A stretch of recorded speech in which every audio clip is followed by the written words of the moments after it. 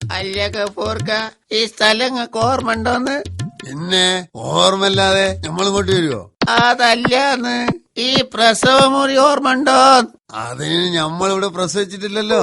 പക്ഷെ ഞമ്മള് പ്രസവിച്ചിക്കണ്. 15 കൊല്ലം മുമ്പ് ഞമ്മളെ മോൻ ശുക്കൂറിനെ ഞമ്മള് പ്രസവിച്ച മുറിയാണിത്. ഇതായിരുന്നു ആ മുറി.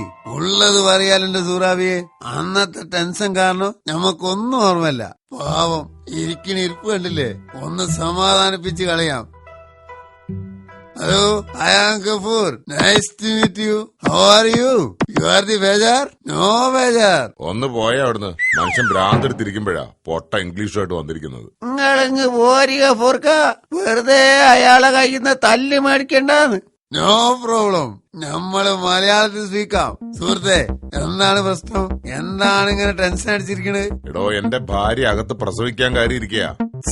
ഇതിനാണ് ഇത്ര ടെൻഷൻ? ഭാര്യ പ്രസവിക്കാൻ കയറിയല്ലേന്ന്, അല്ലാതെ സവർമ കഴിക്കാൻ കയറിയൊന്നല്ലോ. ഒന്നങ്ങ് തന്നാലുണ്ടല്ലോ പപ്പടം പൊടിയും പോലെ പൊടിഞ്ഞു പോന്താൻ.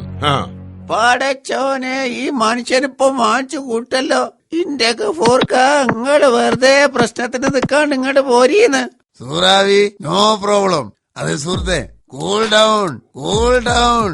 Cool down is energy of my secret. ദൈവമേ, ഇതെന്തൊരു പരീക്ഷണം. ഇതൊന്നും ഇപ്പൊ ആലോചിച്ചിട്ട് കാര്യമല്ല.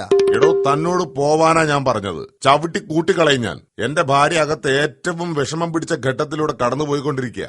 നിങ്ങളെ ഭാര്യ എന്താണ് എവറസ്റ്റ് കയറുകയാണ്? മിസ്റ്റർ, വിഷമം പിടിച്ച അവസ്ഥയിലാണെന്ന്. എന്റെ പൊന്നു സുഹൃത്തെ, ഇതൊക്കെ വളരെ സിമ്പിൾ. ഇവിടുന്ന് അങ്ങോട്ടുള്ള 10-18 കൊല്ലണ്ടല്ലോ, അതാണ് ഏറ്റവും വിഷമം പിടിച്ച ഘട്ടം. മനസ്സിലായോ? Suravi, I am the go, you are come on.